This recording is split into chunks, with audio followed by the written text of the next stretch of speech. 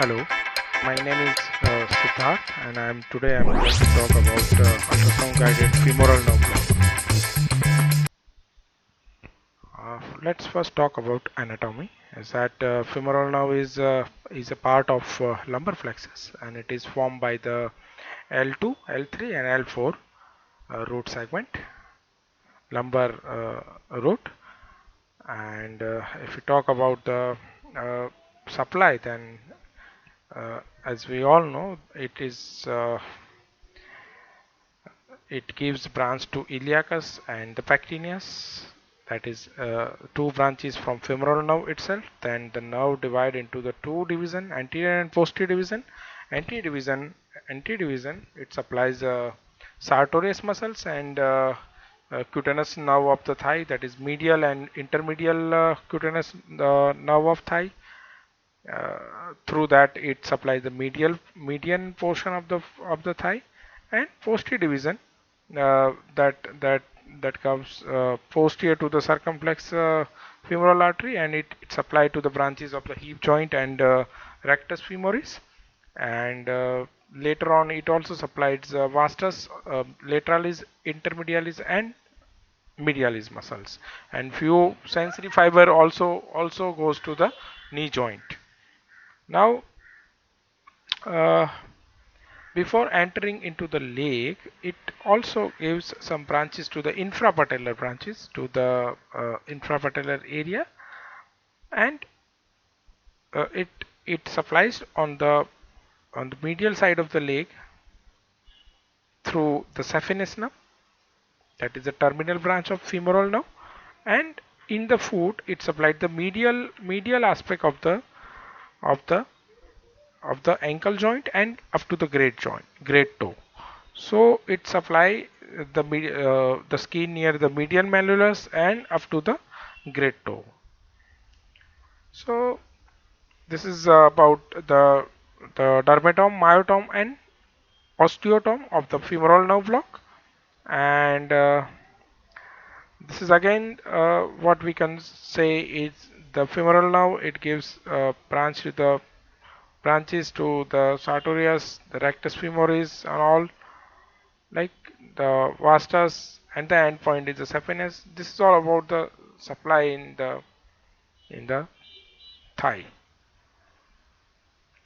So if we talk about the anatomy of the femoral nerve, specifically in relation to the femoral triangle, then we can say that there are the femoral artery and femoral vein. They lies medial to the femoral nerve. So vein is medial, again the artery is lateral to it, and the nerve lies most lateral to these structures. And the femoral nerve, it lies on the iliopsoas muscles, number one, and the lateral to the femoral nerve is the sartorius muscles. So this is the canal. Somewhere here you will find the lymph node, and this is femoral sheath, and this is femoral nerve, the single nerve. Uh, okay, now let's see indications. In that we can say the it supplies or any surgeries around femur, patella, quadriceps tendon, a knee joint or hip joint. The everything is supplied by femoral nerve too. So either it is anesthesia, either it is analgesia. The femoral nerve is very important now for these structures. This is again, as we know, dermatome, myotome, and osteotome of the femoral nerve. Now let's come to the ultrasound setting. In that, generally the required probe is high frequency linear probe, and in some OBs you can use curvilinear too, but common is high frequency linear probe in resolution mode, depth of 2 to 3 centimeter, and I generally utilize in plane approach from lateral to medial. You can use a out of plane technique, but common is what I use is in plane, and the commonest the my dose or the volume of the local anesthetic is 10 to 15 ml of local anesthetic, uh, undiluted, means neat local anesthetic, for anesthesia purposes. And this is the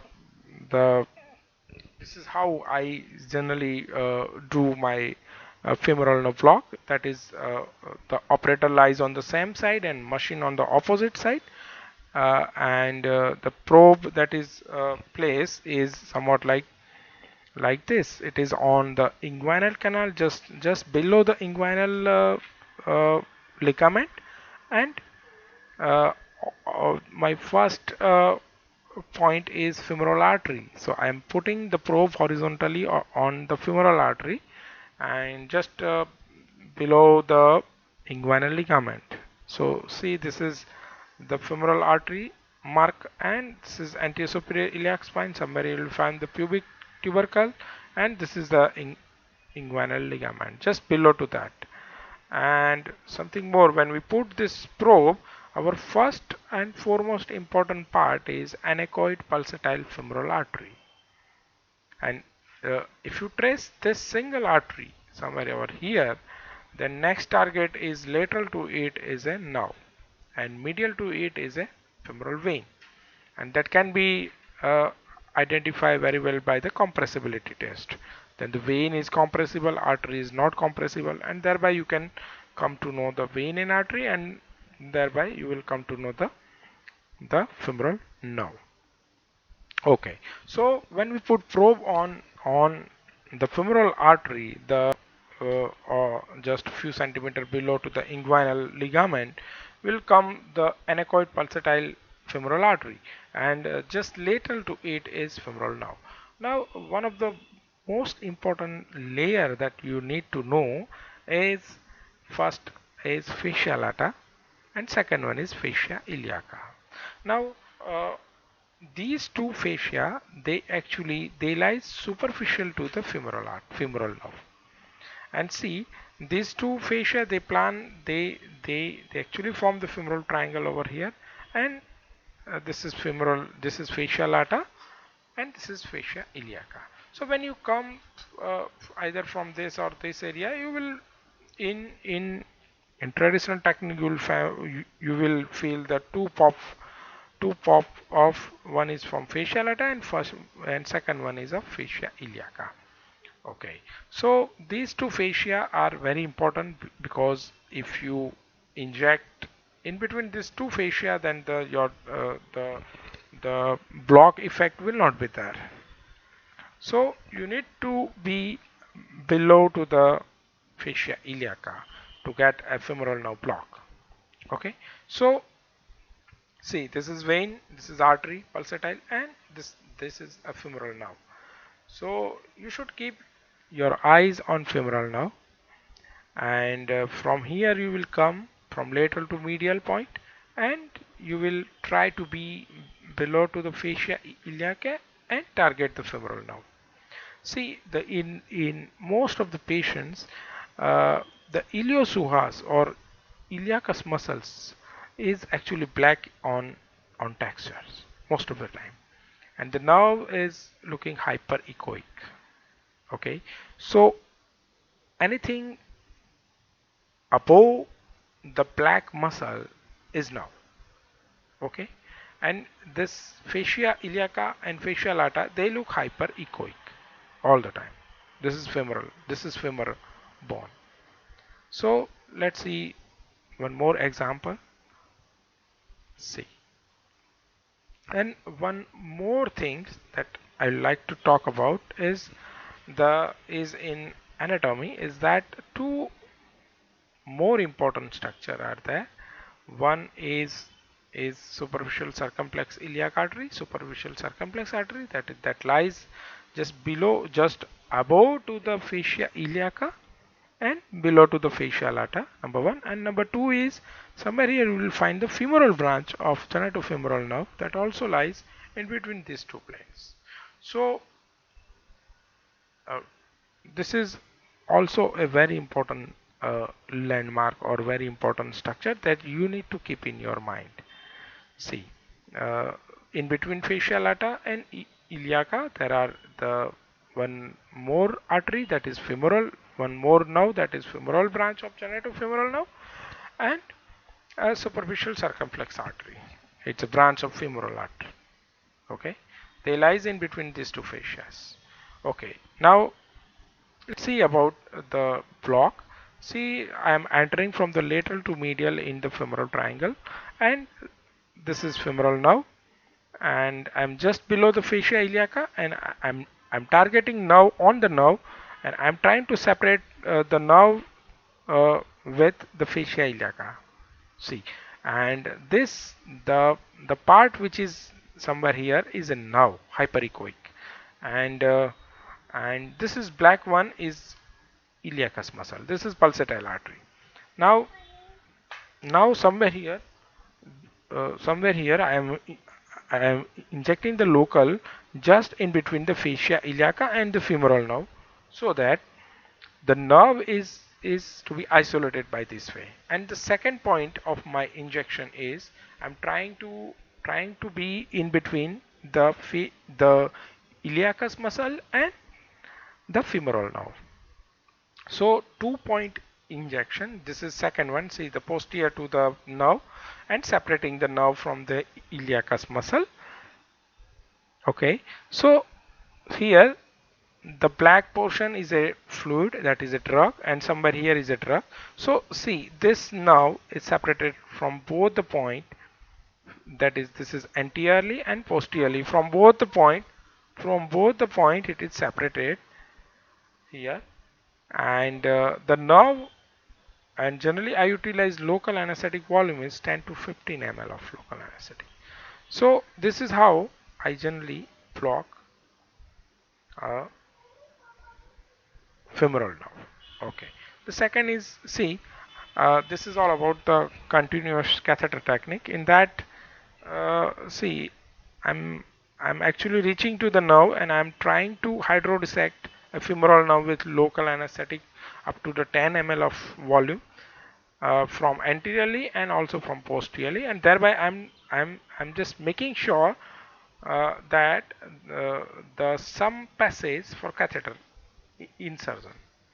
So generally I inject 10 ml and then I introduce a catheter.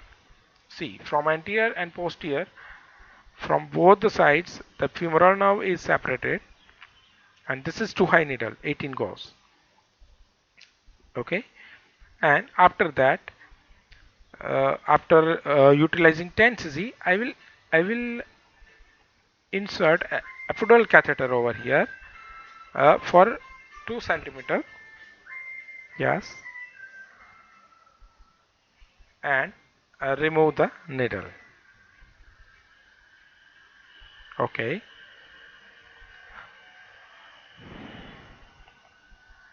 So in continuous catheter technique, I generally utilize 10 cc local anesthetic, that is full concentration, and later on I utilize uh, uh, zero point 0.5 or 0.375 bupivacaine along with Dexona, and that will depend upon the the action of this local will be more nearly 6 to 8 hour, and I repeat the dose after every 6 to 8 hour.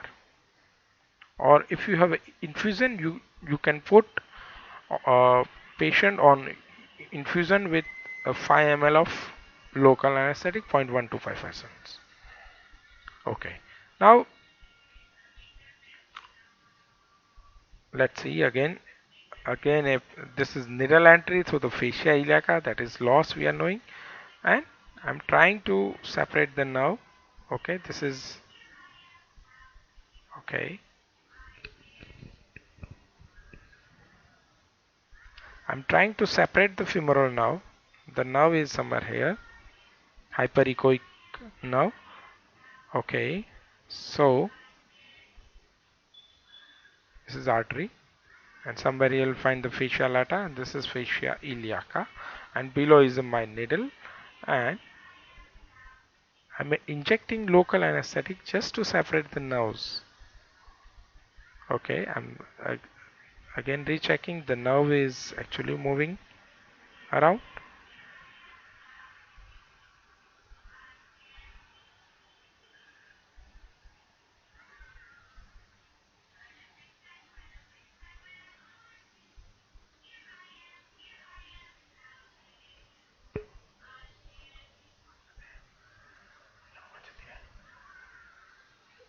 See, now somewhere here I am injecting local anesthetic to expand the space for the catheter. See, this is all about expansion of the local with the local anesthetic to the one. So the nerve is separated from the fascia iliaca, and thereby we can we can get the space for epidural catheter. See, now the posterior division is separated. Posteriorly, we are I'm trying to separate the nerve from the fascia iliacus. Okay, fine. So from both margin, the nerve is separated, and thereafter, okay. Again, I am going on anterior portions. Again, I am going on anterior portion, and so we will see. This is nerve, and around the nerve we'll find the local anesthetic. See this. And now watch the catheter over here carefully. From here the catheter will be come out. So you can appreciate the catheter. This is too high needle tip, and somewhere here you will find the movement of catheter, and needle is removed from here later on, and up to 2 to 3 centimeter. That uh, uh, that is what the length that I put in femoral catheter. And see, now this hyperlucency is actually of a catheter, and I many times check it with needle is withdrawn. See, if you can visualize, needle is withdrawn and catheter is kept. Okay,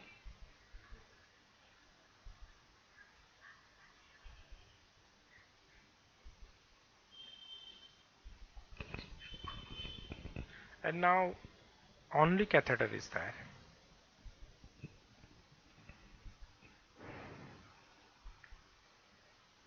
See, and this hyperlucency is of catheter. That you can also check with air also, but I generally do by saline or local anesthetic.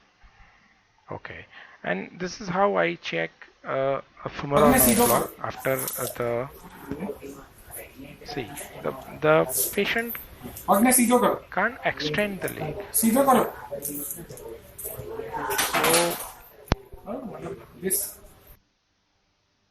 So this is the way how I check that the patient can't extend the leg over here. He can, but here he can't. So again he can after spinal anesthesia up goes, but here you will find patient can't extend the leg, and this is what this is how you can check the motor action of femoral nerve block. Okay, some parts. So if you get obese patient and large abdomen, then you can make a strap over here, or you should have some assistant who are holding the abdomen, and thereby you can get the space over here. This is clinical problem one. Second is that this superficial circumflex iliac artery, a branch of common femoral artery, may be somewhere here in between the fascia lata and fascia iliaca, and you should keep in your mind while injecting a local anesthetic, and that is the only reason why I am going more horizontally, so that I do not enter into this plane. Okay, so if you see here over here, this horizontally it is light, it is applying over here. So this circumflex iliac artery, superficial circumflex branch, is also making a problem over here, and that can make a hematoma and all the things. So I generally do, I enter from this area, and I'll try to separate the nerve over here. Second thing is a nerve that lies in between femoral fascia lata and fascia iliaca, that is femoral branch of genitofemoral nerve, and see somewhere here you'll find the femoral branch somewhere here, and this is genital branch, and this combine it will like a genitofemoral nerve. So this nerve also lies in between this. So if you have a PNS, you can come to know the contraction will be more medial, and this is the femoral nerve is making only a patellar dancing patella patterns.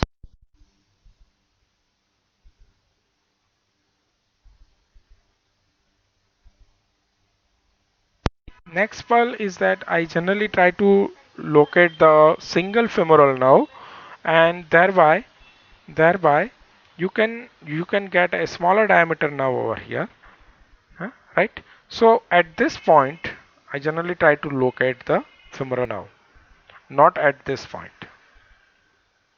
correct? A single femoral artery, and so that you will find a single nerve over here. Okay. And one more thing is that anisotropy they play a role, and thereby see if you are 90-degree angle to the nerve, then and then you will come to know the femoral nerve, or otherwise you will feel you will see somewhat like this or somewhat like this picture. So to get a nerve looks hyperechoic and a brilliantly looking a nerve, you need to be 90-degree to the femoral nerve. So you have to make a maneuver to get this picture. So here the anisotropy is playing a role. Okay, and this is one more thing is that I would like to go not by this way. I'd like to go by this way, just not to. This is this is the only way by you can see the needle properly. One thing, and second thing is you can prevent a puncture of the superficial circumflex branch also.